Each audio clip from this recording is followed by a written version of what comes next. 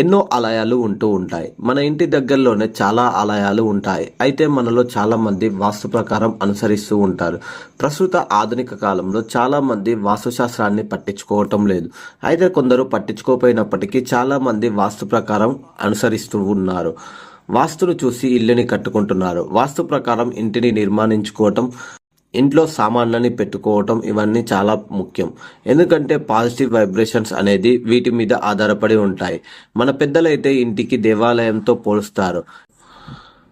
వంటగదిని పాకమందిరం అని, స్నానం చేసే గదిని స్నానమందిరం అని అనేవారు. అయితే చాలా మందికి ఉండే సందేశం ఏమిటి అంటే, ఆలయానికి దగ్గరగా ఇల్లు ఉండవచ్చా, ఆలయానికి సమీపంలో ఇల్లు కట్టుకుంటే మంచిదా కాదా అని. అయితే నిజానికి ఆలయానికి సమీపంలో అనగా దేవాలయం నీడ, ధ్వజస్తంభం నీడ పడే చోట ఇంటిని కట్టుకోవటం మంచిది కాదని శాస్త్రం అంటుంది. దేవాలయాల నీడ ఇంటి మీద పడకూడదట. ఆలయం నీడ ఇంటి మీద పడితే ఐశ్వర్యం పోతుంది, రోగాలు వస్తాయి, ఆయువు క్షీణిస్తుంది. ఎంతవరకు కట్టుకోకూడదు అంటే, యాజమాని కుడి చేతి ముందు చాచి ఎడమ చేతి చివరి వరకు ఒక హస్రం ప్రమాణం తీసుకోవాలి.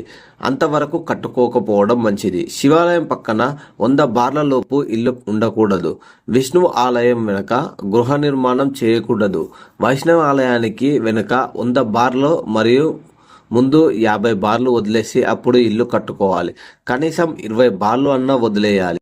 శక్తి ఆలయానికి కుడి ఎడమ వైపు ఇల్లు ఉండకూడదు. శక్తి ఆలయానికి 120 బార్ల వరకు ఇల్లు కట్టుకోకుండా ఉంటే మంచిది. ఆంజనేయ స్వామి ఆలయానికి 8 బార్ల వరకు కట్టుకోకూడదు. చూశారు కదా పండితులు చెప్పిన అద్భుతమైన విషయాన్ని. పాటిస్తే ఎంతైనా మంచే జరుగుతుంది. తెలియకుండా అనవసరంగా ఇలాంటి తప్పులు మాత్రం చేయకండి.